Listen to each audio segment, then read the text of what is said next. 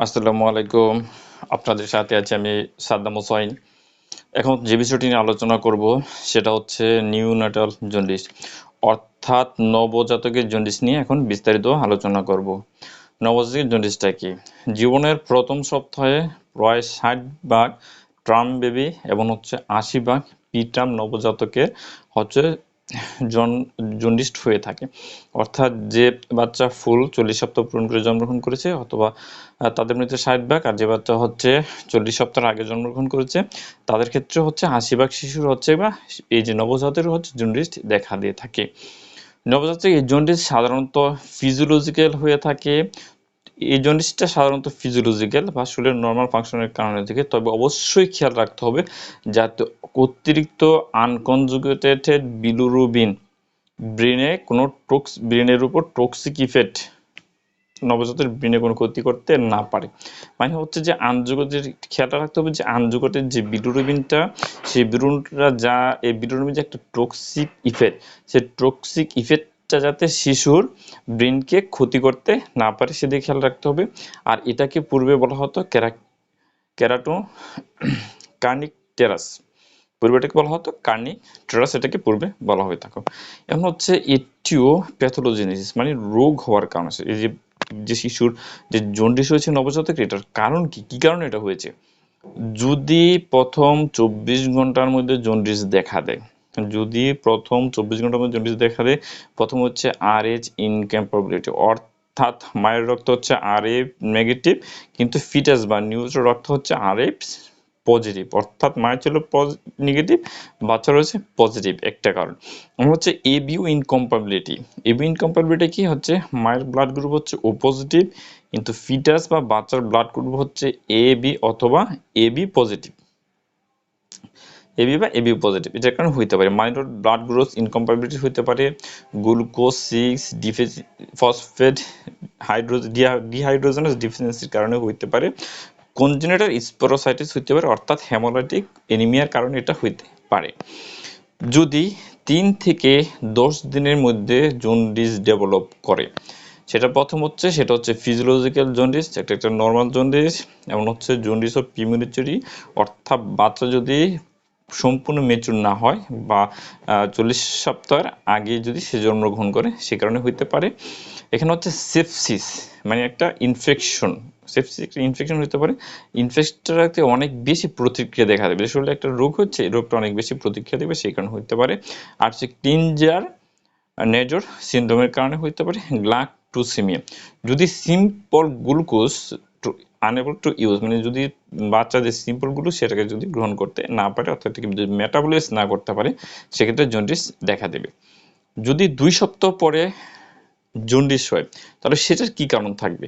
এটা হচ্ছে আনকনজুগেটেড, যদি আনকনজুগেটেড হচ্ছে তাহলে হচ্ছে ব্রেস্ট মিল্ক জন্ডিস হইতে পারে, হাইপোথাইরয়েডিজম একটা রোগ সেটার কারণে হইতে পারে, প্রাইলোরিক স্টেসিসের কারণে হইতে পারে, গ্লাকটোসিমিয়ার কারণে হইতে পারে, অর্থাৎ সিম্পল গ্লুকোজ না ব্যবহার করার কারণে হইতে পারে।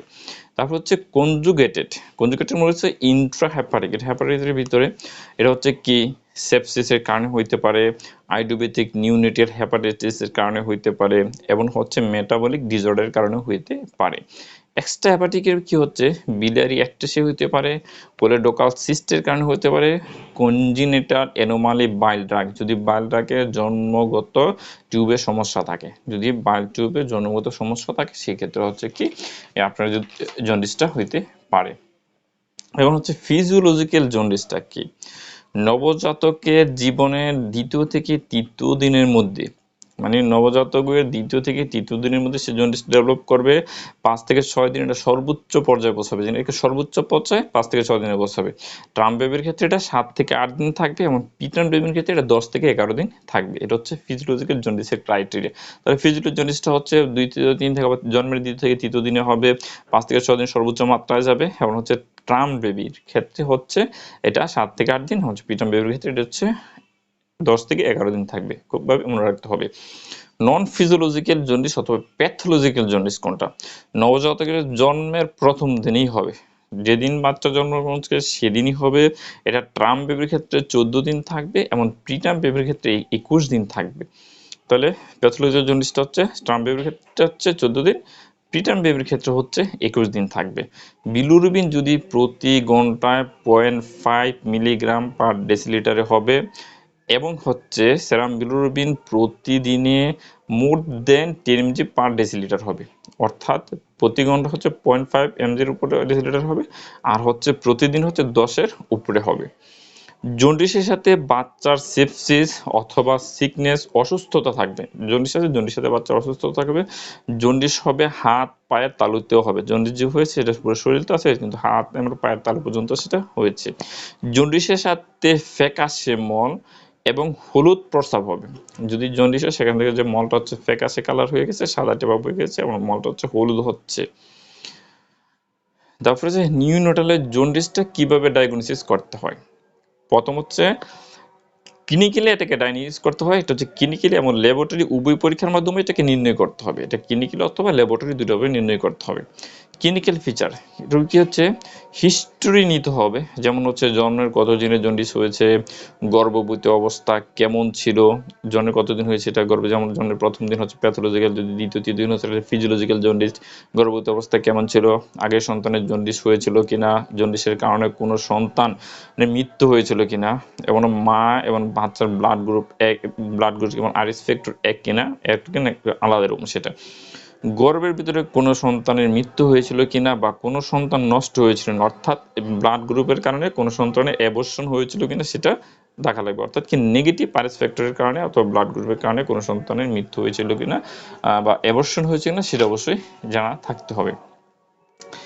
এখন যদি শারীরিক কিছু পরীক্ষা করি, যেমন হচ্ছে শারীরিক পরীক্ষা, জন্ডিসটি কি হচ্ছে, জন্ডিসটা হচ্ছে হাত এবং পায়ের তালুতে হয়েছে কিনা দেখতে হবে। যদি জন্ডিস হাতের পায়ের তালুতে সে প্যাথোলজিক্যাল জন্ডিস।